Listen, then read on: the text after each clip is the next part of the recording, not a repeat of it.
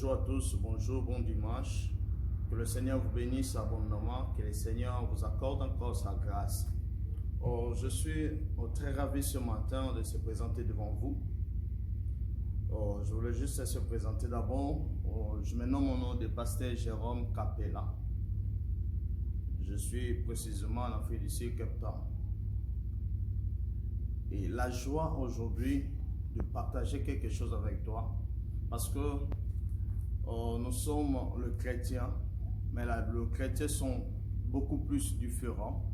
Il y a des chrétiens par le nom, il y a des chrétiens avec les actes, il y a des chrétiens qui suivent aussi la parole du Seigneur Jésus-Christ et deviennent aussi disciples.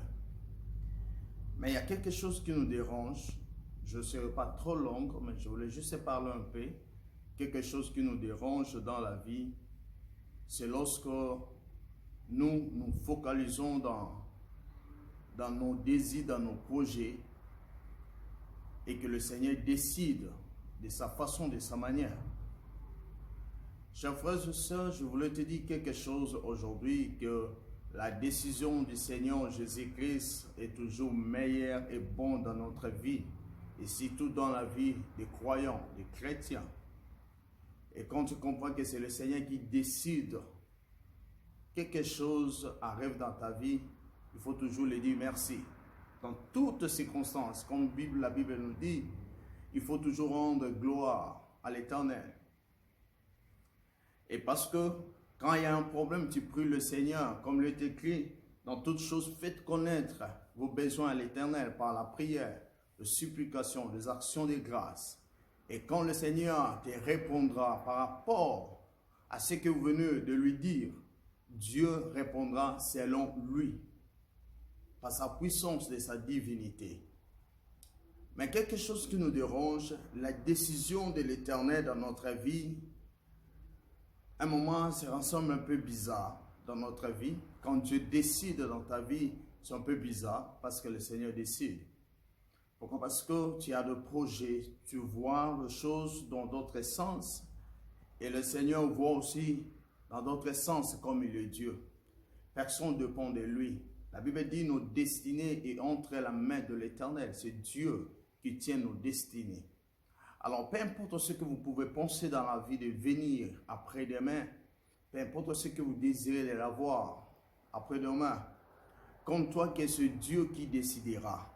Parce que la parole dit qui dira une chose en lamentation, quand une chose arrive sans que l'Éternel accorde, ou sans que le Seigneur Jésus-Christ ordonne. C'est-à-dire quoi? En lui, ça vient tout le monde. Mais la décision de Dieu, ce n'est pas pour nous amener dans le chèque. La décision de Dieu, ce n'est pas pour nous amener dans le faillite. La décision de Dieu, même si on le voit comme quelque chose de bizarre, mais quand Dieu décide dans notre vie, parce qu'il voit nos futurs, il sait ce qu'il prépare pour nous. Je voulais te dire une chose, dans ta vie, il faut toujours laisser que le Seigneur décide. La chose la plus importante. Parce que par ta décision, tu peux prendre la décision aujourd'hui de devenir millionnaire, mais tu n'arriveras pas de devenir millionnaire en même instant. Mais quand Dieu décide, peu importe les cas, peu importe le trouble, peu importe quoi que ce soit, la décision de Dieu s'accomplira toujours. Rien ne peut arrêter la décision du Seigneur. Comprenez une chose très importante. La Bible dit, l'homme propose, Dieu dispose. Dieu ne dispose pas pour déstabiliser l'homme. Dieu ne dispose pas pour détruire l'homme. L'homme propose, mais le Seigneur vient pour disposer. Parce que Dieu sait, s'il te donne peut-être maintenant, quel trouble tu auras après. Voilà pourquoi on dit que l'homme propose, Dieu dispose. L'homme propose, Dieu dispose. Dieu ne dispose pas pour déstabiliser ton futur, mais Dieu dispose toujours pour arranger ta vie parce qu'il a toujours un plan merveilleux. Parce que la Bible dit dans le livre de Proverbes, le cœur de l'homme forme toujours le projet, mais c'est la bouche de l'Éternel qui accomplit les choses. Pourquoi? Parce que Dieu a toujours un projet merveilleux dans notre vie. Et quand il décide dans notre vie, nous devons toujours rester attendre ce que le Seigneur a préparé pour nous Et cela va t'amener dans la réussite, dans le succès, dans l'élévation. La décision de Dieu est parfaite. Aujourd'hui, nous avons beaucoup plus l'impression ou l'idée de prier lorsqu'il y a la promesse ou la prophétie au-dessus de notre vie, que tu seras ceci, c'est toi qui amèneras ta famille au-dessus, c'est toi qui feras ceci dans ta famille. Alors, nous avons toujours l'impression de prier pour cette prophétie-là, comme dit Habakkuk, chapitre 2. Observez, écrivez-les, observez jusqu'à ce que ça accomplira. Et nous avons toujours d'habitude de prier pour nos prophéties, de l'élévation, des succès, de nos mariages, ainsi de suite. Écoute, le Seigneur décide dans notre vie. La décision de Dieu, ce n'est pas mauvais. La décision de Dieu, c'est très, très, très important. Pourquoi? Parce que tu peux avoir aujourd'hui la prophétie. Tu peux avoir aujourd'hui la prophétie que le Seigneur a dit, demain ou l'année prochaine, tu mourras. Et dis-moi, tu prieras pour cette prophétie d'être accomplie parce que c'est sa volonté. Le Seigneur dit que tu mourras pour ma gloire. Ça sera comment ta prière?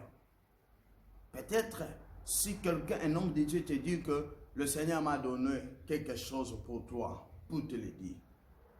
Dieu me dit que tu mourras. Tu feras ceci comme le Nigérian. Pour dire qu'au nom de Jésus, je ne mourrai pas. Mais c'est le Seigneur qui te dit que tu mourras. Tu attends toujours de bonnes choses, de bonnes paroles, que le Seigneur me fait voir. Je suis en train de te voir avec un président de la République. Je suis en train de te voir ensemble avec qui que je ne sais pas moi. Et là, tu prieras pour cette prophétie, Seigneur, que cela accomplisse. Cela est là dans zoto, est là dans zoto, est là dans zoto. Mais quand le Seigneur dit que tu mourras, tu n'accepteras pas. Mais ne pense pas que c'est mauvais, c'est toujours bien si ça sera pour sa gloire. Ne crains pas la mort, parce que la mort, on peut toujours prêcher de la vie, on peut toujours prêcher de l'élévation. Mais il faut aussi écouter lorsqu'on prêche de la mort. La décision du Seigneur Jésus-Christ ou la décision de Dieu qui permet que Moïse n'a pas à franchir pour aller au Canaan. Dieu l'a transporté, Dieu l'a fait montrer tout le ville qui était de loin. Il a vu tout dans le monde Nebo. Il a vu tout, mais le Seigneur à la fin lui a dit que toi tu n'entreras pas.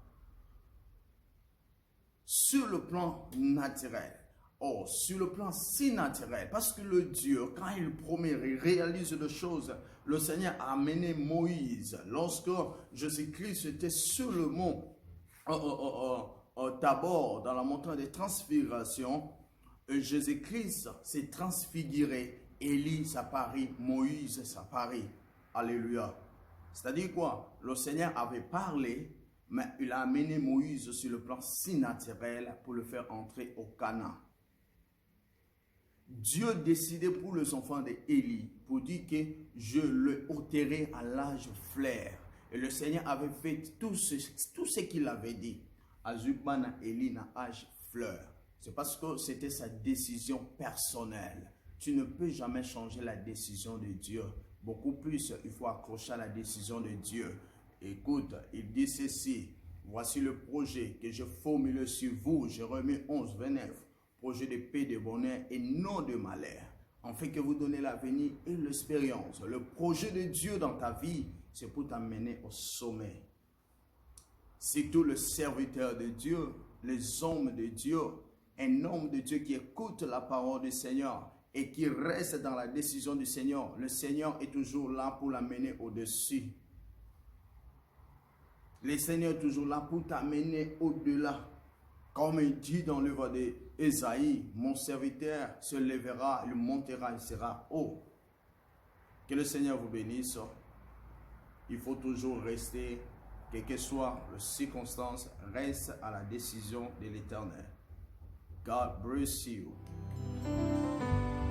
Lion of Judah, my trust.